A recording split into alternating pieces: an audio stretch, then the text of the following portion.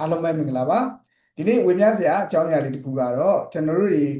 နေ့စဉ်တိုင်းမှာတစ်နေ့တာကုံဆုံးသွားပြီးတဲ့အချိန်တိုင်းမှာကိုယ့်ကိုယ်ပြန်ပြီးတော့စစ်ဆေးဖို့လိုအပ်ပါတယ်။ဘာတွေစစ်ဆေးဖို့လိုလဲဆိုလို့ရှိရင်ငါဒီနေ့တစ်နေ့တာကိုကောင်းကောင်းဖြတ်သန်းခဲ့ရဲ့လား။ဘာကြောင့်လဲဆိုကျွန်တော်တို့ရဲ့ဘဝဆိုတာအချိန်ပဲဖြစ်တယ်ပေါ့နော်။အဲ့တော့ဒီတစ်ရက်တာတိုင်းကိုအကောင်းဆုံးဖြတ်သန်းသွားတဲ့အခါကျတော့ဘဝကိုကျွန်တော်တို့အကောင်းဆုံးနေထိုင်ခြင်းဖြစ်ပါတယ်။ဒီတစ်နေ့တာကိုငါအကောင်းဆုံးစိတ်တွေသဘောထားနဲ့ဖြတ်သန်းခဲ့ရဲ့လား။ဒီနေ့တာမှာကုသိုလ်ပညာဥစ္စာဒါမှမဟုတ်လို့ရှိရင်ကိုယ့်ရဲ့ကျန်းမာရေးအတွက်တစ်ခုမှတစ်ခုကောင်းတာတွေကိုလုပ်နိုင်ဖြစ်ခဲ့ရဲ့လားလိုအပ်ချက်တွေဘာတွေရှိခဲ့လဲဒါတွေကိုပြန်ဆန်းစစ်ဖို့လိုတယ်မဆန်းစစ်ဘူးဆိုလို့ရှိရင်ကျွန်တော်တို့ကမသိနိုင်ဘူးပေါ့ဒါလေးတွေကိုပြန်ဆန်းစစ်တဲ့ခါကျလို့ရှိရင်ဒီနေ့ကောင်းမွန်စွာမဖြတ်သန်းနိုင်ခဲ့ဘူးဆိုရင်တော့နောက်နေ့ကောင်းမွန်စွာဖြတ်သန်းဖို့အတွက်